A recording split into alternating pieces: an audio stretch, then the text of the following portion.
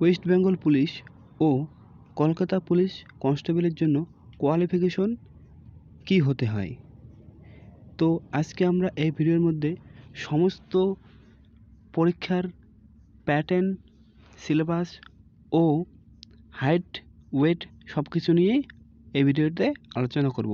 অবশ্যই যারা নতুন, জানো না যে যোগ্যতা বয়স কত লাগে এবং পরীক্ষার প্যাটার্ন কীরকম হয়, তোমরা ভিডিওটা একদম স্কিপ না করে শেষ পর্যন্ত দেখো, তাহলে বুঝতে পারবে যে ছেলে এবং মেয়ে উভয় ক্ষেত্রে কিন্তু তোমাদের ক্লাস 10 পাস হতে হবে। কোনো এখানে নাম্বার ভিত্তিক নেই যে শুধু পাস হলেই এখানে হলো। বয়সের ক্ষেত্রে উভয়ে 18 বছর হতে হবে। এক্সাম সিলেবাস দেখো, কলকাতা পুলিশে কিন্তু দুটো এক্সাম হয়, একটা প্রিলিমস একটা মেন্স। কিন্তু ডাব্লিউবিপি পুলিশে যেটা, সেখানে একটা মাত্র পরীক্ষা হয় 85 নাম্বারের।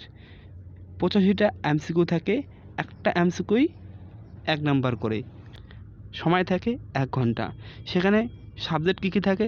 সাবজেক্ট থাকে জিকে, ম্যাথ, জিআই, ইংলিশ। জিকেতে থাকে 25 নাম্বার, ম্যাথে থাকে 25 নাম্বার, জিআইয়ে থাকে 25 নাম্বার, ইংরেজিতে থাকে 10 নাম্বার। তারপরে মাঠ হয়, মাঠের পরে ইন্টারভিউ হয়। ইন্টারভিউ নাম্বার থাকে 15 নাম্বার। মাঠের জন্য ফিমেলদের, যারা মেয়ে আছো তাদের জন্য হাইট জেনারেলদের হয় 160 সেমি, ওয়েট লাগে 50 কেজি। গোর্খা এসসি ও রাজবংশীদের জন্য 152 সেমি এবং ওজন লাগে 45 কেজি। মেয়েদের রান 800 মিটার, যেখানে সময় থাকে শুধু 4 মিনিট। ছেলেদের ক্ষেত্রে জেনারেলে যারা আছো তোমাদের হাইট হতে হবে 167 সেমি এবং চেস্ট যে আছে সেটা 78 সেমি না ফুলিয়ে। ফোলাতে লাগবে তোমাকে এখানে 5 সেমি এবং ওয়েট হতে হবে 57 কেজি।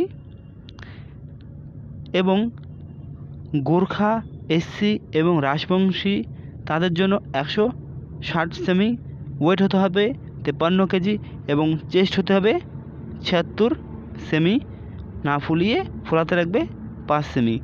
ছেলেদের ক্ষেত্রে রান হয় 1600 মিটার এবং সময় থাকে 6 মিনিট 30 সেকেন্ডের। তো ভিডিওটা যদি ভালো লাগে তাহলে অবশ্যই লাইক করবে। রিলেটেড ইনফরমেশন জানার জন্য চ্যানেলটিকে অবশ্যই সাবস্ক্রাইব করে পাশে থাকবে।